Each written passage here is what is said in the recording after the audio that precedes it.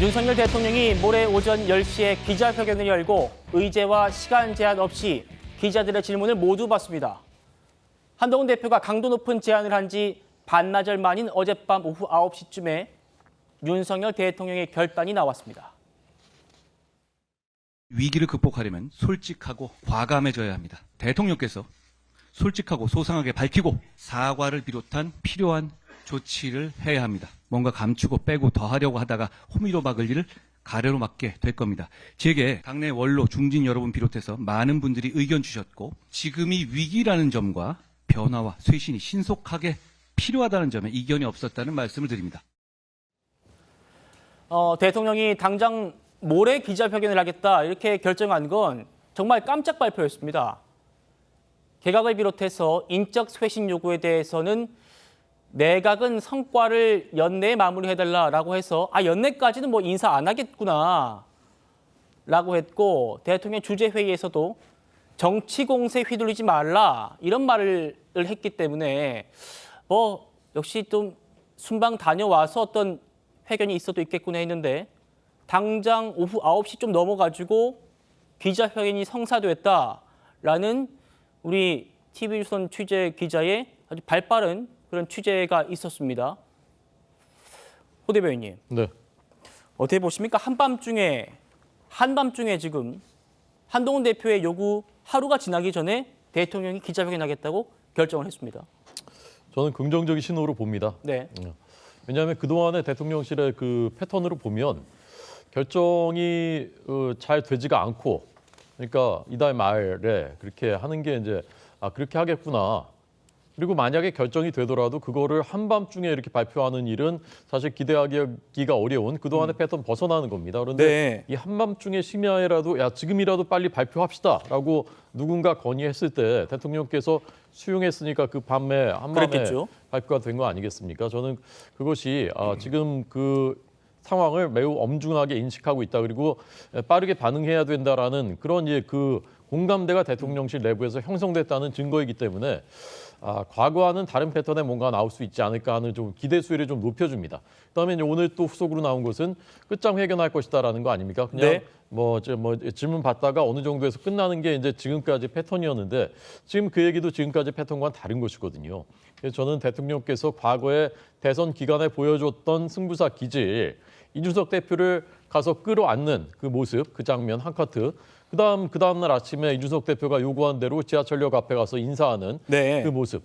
그다음에 대선 막판에 안철수 후보와 단일화, 과연 그게 되겠느냐, 꼭 필요하냐, 뭐 여러 가지 이제 그 논쟁 속에서도 단일화를 막판에 성사시켰던 그런 모습들. 그게 이제 지난 2년 반 동안에 잘 보이지 않았었던 것인데 어쩌면 그런 모습이 이번에 다시 살아날 수도 있겠다. 그래서 사실 지난번 기자회견 때도 디올백 문제에 대해서 대통령께서 직접 사과할 것이라고는 예상하지 않았었거든요. 그런데 네.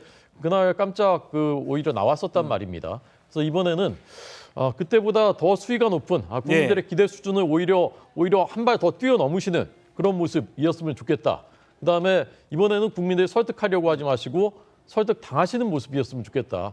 그런 말씀 드리고 싶습니다. 예. 지금 호 대변인 말씀처럼 당내에서는 실제로 깜짝 놀랄 만한 조치가 있을 수 있다라는 기대감이 큰 것 같아요. 들어보시죠.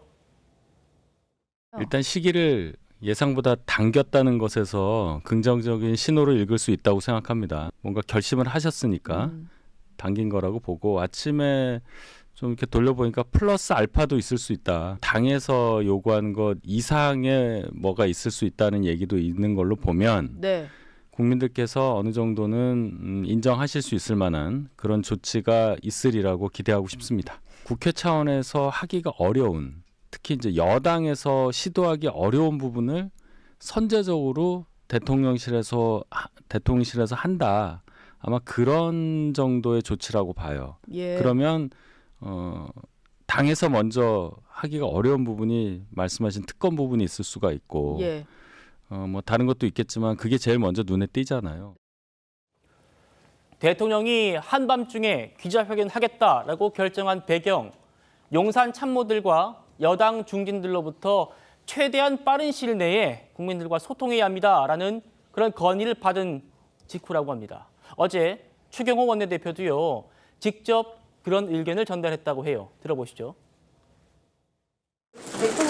전향적으로 좀 수용해야 한다라는 부분이 있다고 보시는 대통령께서 받아들여야 되는 요구사항 중에 어제 한 대표께서 요구하시는 국민들의 여러 목소리를 경청하고 계시는 걸로 알고 있기 때문에 기자회견 전까지 대통령께서 충분히 숙고하시면서 말씀하실 걸로 그렇게 생각합니다. 누구가 무슨 제안을 했다 거기에 대해서 뭐 하나하나 답을 한다 안 한다 지금 이런 말씀을 드리기에는 제가 적절치 않은 것 같습니다.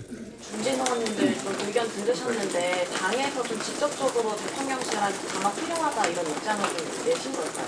그런 목소리를 듣고 계셨고 저도 어제 당에서도 이런저런 말씀들이 계셔서 제가 어제 대통령실에 다녀왔습니다. 말씀을 전했고 가급적 순방 전에 그런 기회를 가지시면은 여러 상황에 관해서 아마 국정에 대한 이해도 등등도 더 높아지지 않을까 이런 말씀을 드렸고 아마 참모진들도 같은 건의를 한 걸로 알고 있습니다. 그래서 대통령께서 고심하시다가 기자회견 하시는 걸로 최종 결심을 하셨다. 대통령을 직접 만나신 건가요? 네. 다만 이번에도 추경호 원내대표가 뭐 한동훈 대표와 이런 뭐 용산 가서 나눈 얘기를 공유한 것 같지는 않습니다. 한 대표 얘기 들어보시죠. 혹시 그 전에 추경호 대표님이 용산 대통령실에 방문해서 좀 빨리 진행해야 한다는 의견을 전달했다고 하는데 대표님께서는 이 소식 알고 계셨어요? 저는 몰랐습니다. 전날에 열린다는 공지를 따로 대통령께서 받은 게 있으셨을까요? 언론에 보도될 즈음에 전달받았습니다. 구전환 변호사님, 추 대표가 지난번에 그 대통령과 한동훈 대표의 그 면담 직후에 만찬에 갔었잖아요. 그리고 이번에도 한동훈 대표가 그 요구사항을 발표한 뒤에 또 따로 용산을 갔단 말입니다. 그렇지만 달라진 건 있습니다. 그러니까 이번에는 추 대표가 한동훈 대표 쪽 주장에 힘을 실어가지고 좀 건의를 한 것 같아요. 그렇죠. 그 부분이 굉장히 다른 것이죠.